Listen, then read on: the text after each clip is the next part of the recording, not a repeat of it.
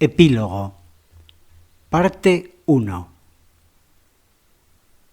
En Siberia, a orillas de un ancho río que discurre por tierras desiertas, hay una ciudad, uno de los centros administrativos de Rusia. La ciudad contiene una fortaleza, y la fortaleza una prisión. En este presidio está desde hace 9 meses el condenado a trabajos forzados de la segunda categoría, Rodion Raskolnikov. Cerca de año y medio ha transcurrido desde el día en que cometió su crimen. La instrucción de su proceso no tropezó con dificultades. El culpable repitió su confesión con tanta energía como claridad, sin embrollar las circunstancias, sin suavizar el horror de su perverso acto, sin alterar la verdad de los hechos, sin olvidar el menor incidente.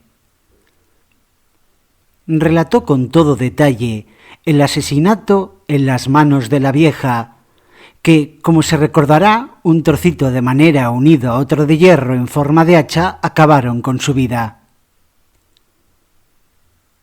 También explicó cómo había cogido las llaves del bolsillo de la muerta y describió minuciosamente tanto el cofre al que las llaves se adaptaban como su propio contenido. Incluso enumeró algunos de los objetos que había encontrado en el cofre. Explicó también la muerte de Lisbeth, que hasta entonces había sido un enigma. Refirió cómo Koch, seguido muy pronto por aquel estudiante, había golpeado la puerta y repitió palabra por palabra la conversación que ambos contuvieron. Después, él se había lanzado escaleras abajo, había oído las voces de Mikolka y Mitri y se había escondido en el departamento desalquilado. Finalmente, habló de la piedra bajo la cual había escondido, y fueron encontrados, los objetos y la bolsa robados a la vieja, indicando que tal piedra estaba cerca de la entrada de un patio del Boulevard Voznesenky. En una palabra, aclaró todos los puntos. Varias cosas sorprendieron a los magistrados y jueces instructores, pero lo que más les extrañó fue que el culpable hubiera escondido su botín sin sacar provecho de él. Y, más aún, que no solamente no se acordara de los objetos que había robado, sino que ni siquiera pudiera precisar su número. Aún se juzgaba más inverosímil que no hubiera abierto la bolsa y siguiera ignorando lo que contenía. En ella se encontraron 317 rublos y 3 piezas de 20 kopecks. Los billetes mayores, por estar colocados sobre los otros, habían sufrido considerables desperfectos al permanecer tanto tiempo debajo de aquella piedra. Se estuvo mucho tiempo tratando de comprender por qué el acusado mentía sobre este punto, pues así lo creían, habiendo confesado espontáneamente la verdad sobre todo lo demás. Al fin, algunos psicólogos admitieron que podía no haber abierto la bolsa y haberse desprendido de ella sin saber realmente lo que contenía, de lo cual se extrajo la conclusión de que el crimen se había cometido bajo la influencia de un ataque de locura pasajera. El culpable se había dejado llevar de la manía del asesinato y del robo, sin ningún fin interesado. Fue una buena ocasión para apoyar esa teoría con la que se intenta actualmente explicar ciertos crímenes. Además, que Raskolnikov era un neurasténico quedó demostrado por las declaraciones de varios de los testigos. el doctor Zosimov, algunos camaradas de su universidad, del procesado, su patrona, la propia Anastasia. Todo esto dio origen a la idea de que Raskolnikov no era un asesino corriente, no era un ladrón vulgar, sino que su caso era bien distinto. Para decepción de los que opinaban así, el procesado no se aprovechó de ello para defenderse. Interrogado acerca de los motivos que le habían impulsado al crimen y al robo, respondió con brutal franqueza que los móviles habían sido la miseria y el deseo de abrirse paso en la vida con los 3.000 rublos como mínimo que esperaba encontrar en la casa de la víctima, y que había sido su carácter bajo y ligero, agriado además por los fracasos y las privaciones, lo que había hecho de él un asesino. Y cuando se le preguntó qué era lo que le había impulsado a presentarse a la justicia, contestó que un arrepentimiento sincero. En conjunto, su declaración produjo mal efecto. Sin embargo, su condena fue menos grave de lo que se esperaba. Tal vez favoreció al acusado el hecho de que, lejos de pretender justificarse, se había dedicado a acumular cargos contra sí mismo. Todas las particularidades extrañas de la causa se tomaron en consideración. El mal estado de salud y la miseria en la que se hallaba antes de cometer el crimen tampoco podían ponerse en duda. El hecho de que no se hubiera aprovechado del botín se atribuyó por una parte a un remordimiento tardío y por otra a un estado de perturbación mental en el momento de cometer el crimen. La muerte impremeditada de Lisbeth fue un detalle favorable a esta última tesis, pues no tenía ninguna explicación que un hombre cometiera 2 asesinatos, y más habiéndose dejado la puerta abierta.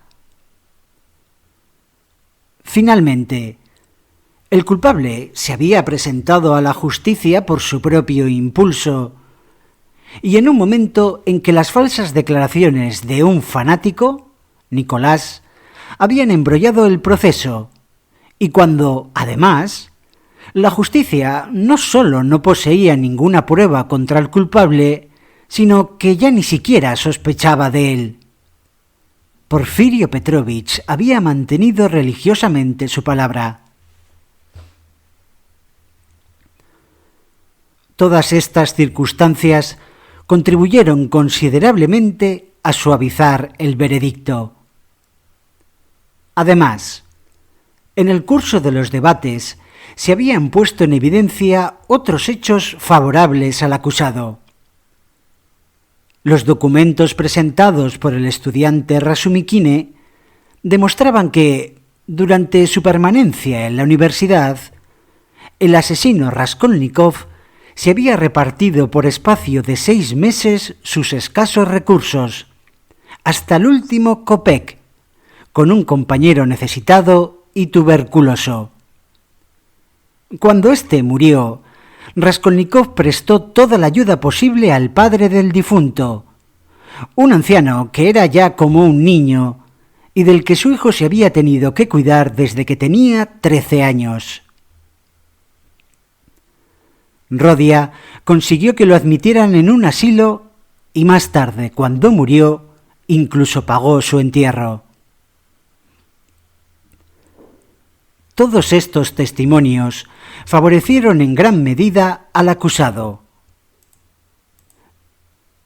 La viuda de Zarnichine, su antigua patrona y madre de la difunta prometida, también acudió a declarar y dijo que en la época en que vivía en las 5 esquinas, teniendo a Raskolnikov como huésped, una noche se había declarado un incendio en la casa vecina y su pupilo, con peligro de perder su propia vida, había salvado a 2 niños de las llamas, sufriendo algunas quemaduras.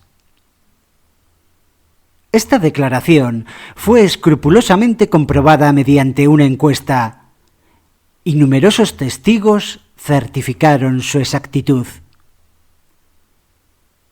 En resumidas cuentas, que el tribunal, teniendo en consideración la declaración espontánea del culpable y sus buenos antecedentes, solo lo condenó a 8 años de trabajos forzados, segunda categoría. Apenas comenzaron los debates, la madre de Raskolnikov cayó enferma. Dunia y Razumikine consiguieron mantenerla alejada de Petersburgo durante la instrucción del sumario. Dmitri Prokofich alquiló una casa para las mujeres en un pueblo de las cercanías de la capital, por el que pasaba también el ferrocarril. Así, pudo seguir toda la marcha del proceso y visitar con cierta frecuencia a Avdotia Romanova. La enfermedad de Pulkeria Alejandrova era una afección nerviosa bastante rara, acompañada de una perturbación parcial de las facultades mentales. Al volver a casa tras su última visita a su hermano, Dunia encontró a su madre con fiebre alta y delirando. Aquella misma noche se puso de acuerdo con Razumikine sobre lo que debían decir a Pulkeria Alejandrova cuando ella les preguntara por Rodia. Urdieron toda una novela en torno a la marcha de Rodion a una provincia de los confines de Rusia, con una misión que le reportaría tanto honor como provecho. Pero, para sorpresa de los 2 jóvenes, Pulkeria Alejandrova no les hizo jamás pregunta alguna sobre este punto.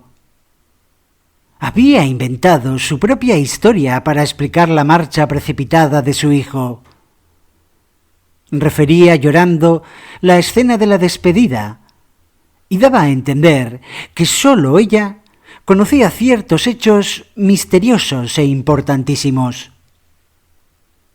Afirmaba que Rodia tenía enemigos poderosos de los que se veía obligado a ocultarse, y no dudaba de que alcanzaría una brillante posición cuando lograse allanar ciertas dificultades.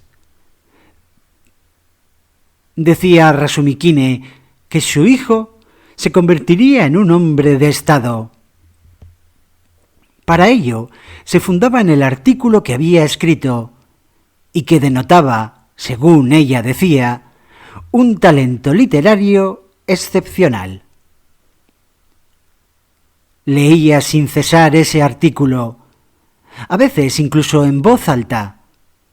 No se apartaba de él ni siquiera cuando se iba a dormir. Pero no preguntaba nunca dónde estaba Rodia, aunque el cuidado que tenían su hija y Razumikine en eludir esta cuestión debía de parecerles sospechosa. Aquel extraño mutismo en el que se encerraba Pulkeria Alejandrova acabó por inquietar a Dunia y a Dmitri Prokofich. Ni siquiera se quejaba del silencio de su hijo, siendo así que, cuando estaban en el pueblo, vivía de la esperanza de recibir al fin una carta de su querido Rodia. Todo esto pareció tan inexplicable a Dunia que la joven llegó a sentirse verdaderamente alarmada.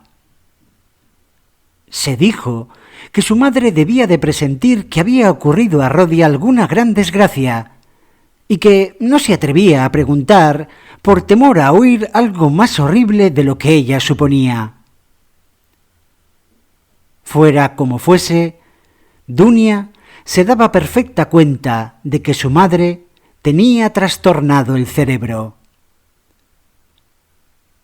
Sin embargo, un par de veces, Pulkeria Alejandrova había conducido la conversación de modo que tuvieran que decirle dónde estaba Rodia. Las vagas e inquietas respuestas que recibió la sumieron en una profunda tristeza y durante mucho tiempo se la vio sombría y taciturna. Finalmente, Dunia comprendió que mentir continuamente e inventar historia tras historia era demasiado difícil y decidió guardar un silencio absoluto sobre ciertos puntos. Sin embargo, cada vez era más evidente que aquella pobre madre sospechaba algo horrible. Dunia recordaba perfectamente que, según Rodia le había dicho, su madre la había oído soñar en voz alta la noche que siguió a su conversación con Svidrigailov. Las palabras que había dejado escapar en sueños tal vez le habían dado una luz a la pobre mujer. A veces, tras días o incluso semanas de lágrimas y silencio, Pulcheria Alojandrova se entregaba a una agitación morbosa y empezaba a monologar en voz alta, a hablar de su hijo, de sus esperanzas y de su porvenir. Sus fantasías eran a veces realmente extrañas. Dunia y Rasumikine le seguían la corriente, y ella tal vez se daba cuenta, pero no por eso cesaba de hablar. La sentencia se dictó 5 meses después de la confesión del culpable. Rasumikine visitó a su amigo en la prisión con tanta frecuencia como le fue posible, y Sonia igualmente. Llegó al fin el momento de la separación. Dunia y Rasumikine estaban seguros de que no sería eterna. El fogoso joven había concebido ciertos proyectos y estaba firmemente resuelto a cumplirlos. Se proponía reunir algún dinero durante los 3 o 4 años siguientes y luego trasladarse con la familia de Rodia a Siberia, un país repleto de riqueza que sólo esperaba abrazos y capitales para cobrar validez. Se instalarían en la población donde estuviera Rodia y todos empezarían juntos una nueva vida. Todos derramaron lágrimas al decirse adiós. Los últimos días, Raskolnikov se mostró profundamente preocupado. Estaba inquieto por su madre y preguntaba continuamente por ella. Esta ansiedad acabó por intranquilizar también a Dunia. Cuando le explicaron detalladamente la enfermedad que padecía Pulcheria Alejandrova, el semblante de Rodia se ensombreció todavía más.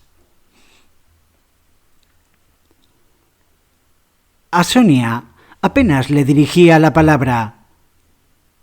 Contando con el dinero que le había entregado Svidrigailov, la joven se había preparado hacía tiempo para seguir al convoy de presos de que formara parte Raskolnikov. Jamás habían cambiado una sola palabra sobre este punto, pero los dos sabían que era así. En el momento de los últimos adioses, el condenado tuvo una sonrisa extraña al oír que su hermana y Rasumikine le hablaban con entusiasmo de la vida próspera que les esperaba cuando él saliera del presidio. Rodia preveía que la enfermedad de su madre tendría un desenlace doloroso. Al fin partió, seguido de Sonia. 2 meses después, Duneska y Rasumikine se casaron. Fue una ceremonia triste y silenciosa. Entre los invitados figuraban Porfirio Petrovich y Zamiotov. Desde hacía algún tiempo, Rasumikine daba muestras de una resolución inquebrantable. Dunia tenía fe ciega en él y creía en la realización de sus proyectos. En verdad, habría sido difícil no confiar en aquel joven que poseía aquella voluntad de hierro. Había vuelto a la universidad a fin de terminar sus estudios, y los esposos no cesaban de forjar planes para el porvenir. Tenían la firme intención de emigrar a Siberia, al cabo de 5 años a lo sumo. Entretanto, contaban con Sonia para sustituirlos. Pulqueria Alejandrova bendijo de todo corazón el enlace de su hija con Rasumikine. Pero después de aquella boda, aumentaron su tristeza y ensimismamiento. Para procurarle un rato agradable, Rasumikine le explicó la generosa conducta de Rodia con el estudiante enfermo y su anciano padre, y también que había sufrido graves quemaduras por salvar a 2 niños de un incendio. Estos 2 relatos exaltaron en grado sumo el ya trastornado espíritu de Pulqueria Alejandrova. Desde entonces no cesó de hablar de aquellos nobles actos. Incluso en la calle los refería a los transeúntes, en las tiendas, allí donde encontraba un auditor paciente. Allí empezaba a hablar de su hijo, del artículo que había publicado, de su piadosa conducta con el estudiante, del espíritu de sacrificio que había demostrado en aquel incendio, de las quemaduras que había recibido. Dunezka no sabía cómo hacerla callar. Aparte el peligro que encerraba esta exaltación morbosa, podía darse el caso de que alguien, al oír el nombre de Raskolnikov, se acordara del proceso y empezase a hablar de él. Pulqueria Alejandrova se procuró la dirección de los 2 niños salvados por su hijo, e incluso se empeñó en ir a verlos. Al fin su agitación llegó al límite. A veces prorrumpía en llanto. La cometían con frecuencia accesos de fiebre, y entonces empezaba a delirar. Una mañana dijo que, según sus propios cálculos, Rodia estaba a punto de regresar, pues al despedirse de ella, él mismo le había asegurado que volvería al cabo de 9 meses. Y empezó a arreglar la casa, a preparar la habitación que destinaba a su hijo, la suya, a quitar el polvo de los muebles, a fregar el suelo, a cambiar las cortinas. Dunia sentía gran inquietud al verla en semejante estado, pero no decía nada, e incluso la ayudaba a preparar el recibimiento de Rodia.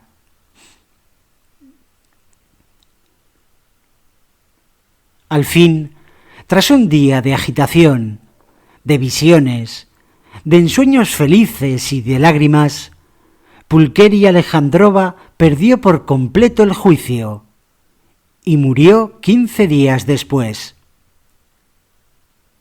Las palabras que dejó escapar en su delirio hicieron suponer a los que lo rodeaban que sabía la suerte de que había corrido su hijo, mucho más de lo que se sospechaba.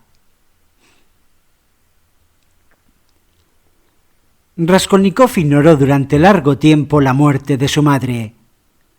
Sin embargo, desde su llegada a Siberia, recibía regularmente noticias de su familia, por mediación de Sonia, que escribía todos los meses a los esposos, y nunca dejaba de recibir respuesta.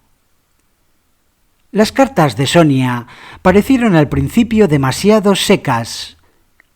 No les gustaban, pero después comprendieron que Sonia no podía escribir de otro modo, y que al fin y al cabo aquellas cartas les daban una idea clara y precisa de la vida del desgraciado Raskolnikov, pues abundaban en detalles sobre ese punto. Sonia describía tan simple como minuciosamente la existencia de Raskolnikov en el presidio. No hablaba de sus propias esperanzas, de sus planes para el futuro, ni de sus sentimientos personales.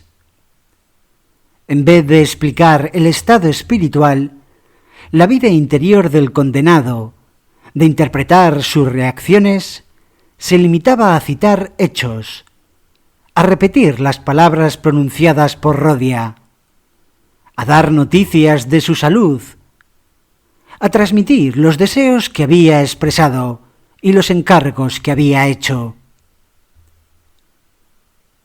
Gracias a estas noticias, en extremo detalladas, pronto creyeron tener junto a ellos a su desventurado hermano, y no podían equivocárselo al imaginárselo, pues se fundaban en datos exactos y precisos.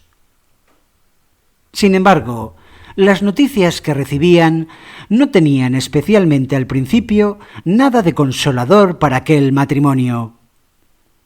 Sonia contaba a Dunia y a su marido que Rodia estaba siempre sombrío y taciturno, que permanecía indiferente a las noticias de Petersburgo que ella le transmitía, que a veces la interrogaba por su madre. Y cuando Sonia se dio cuenta de que sospechaba la verdad sobre la suerte de Pulcheria Alejandrova, le dijo francamente que sí, que había muerto. Y entonces, para sorpresa suya, vio que Raskolnikov permanecía poco menos que impasible. Aunque concentrado en sí mismo y ajeno a cuanto le rodeaba, le explicaba Sonia en una carta, miraba francamente y con entereza su nueva vida. Se daba perfecta cuenta de su situación y no esperaba que mejorase en mucho tiempo. No alimentaba vanas esperanzas, contrariamente a lo que suele ocurrir en los casos como el suyo, y no parecía experimentar extrañeza alguna en su nuevo ambiente, tan distinto del que había conocido hasta entonces. Su salud era satisfactoria. Iba al trabajo sin resistencia ni apresuramiento. No lo eludía, aunque tampoco lo buscaba. Se mostraba indiferente respecto a la alimentación, pero ésta era tan mala, exceptuando los domingos y los días de fiesta, que al fin aceptó algún dinero de Sonia para poder tomar té todos los días.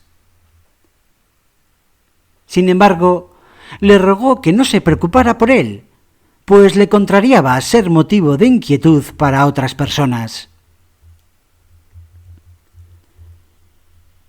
En otra de sus cartas, Sonia les explicó que Rodia dormía hacinado con los demás detenidos. Ella no había visto la fortaleza donde estaban encerrados, pero sí que tenía noticias de que los presos vivían amontonados, en condiciones nada saludables y francamente terribles. Raskolnikov dormía sobre un jergón cubierto por un simple trozo de tela, y no deseaba tener un lecho más cómodo. Si rechazaba todo aquello que podía suavizar su vida, hacerla un poco menos ingrata, no era por principio, sino simplemente por apatía, por indiferencia hacia su suerte. Sonia contaba que, al principio, sus visitas, lejos de complacer a Raskolnikov, lo irritaban. Solo abría la boca para hacerle reproches. Pero con el tiempo se acostumbró a aquellas entrevistas y llegaron a serle tan indispensables que cayó en una profunda tristeza en cierta ocasión en que Sonia se puso enferma y estuvo algún tiempo sin poder ir a visitarle. Los días de fiesta lo veía en la puerta de la prisión o en el cuerpo de guardia donde dejaban ir al preso para unos minutos cuando ella lo solicitaba. En los días laborables iba a verlo en los talleres, donde trabajaba, o en los cobertizos de la orilla del Irtych. En sus cartas, Sonia hablaba también de sí misma. Decía que había logrado crearse relaciones y obtener cierta protección en su nueva vida. Se dedicaba a trabajos de aguja y, como en la ciudad escaseaban las costureras, había conseguido bastantes clientes. Lo que no decía era que había logrado que las autoridades se interesaran por la suerte de Raskolnikov y lo excluyeran de los trabajos más duros. Al fin, Rasumikine y Dunia supieron. Esta carta, como todas las demás de Sonia, pareció a Dunia colmada de un terror angustioso, que Raskolnikov huía de todo el mundo, que sus compañeros de prisión no le querían, que estaba pálido como un muerto y que pasaba días enteros sin pronunciar una sola palabra. En una nueva carta, Sonia manifestó que Rodia estaba enfermo de gravedad y que se le había trasladado al hospital del presidio.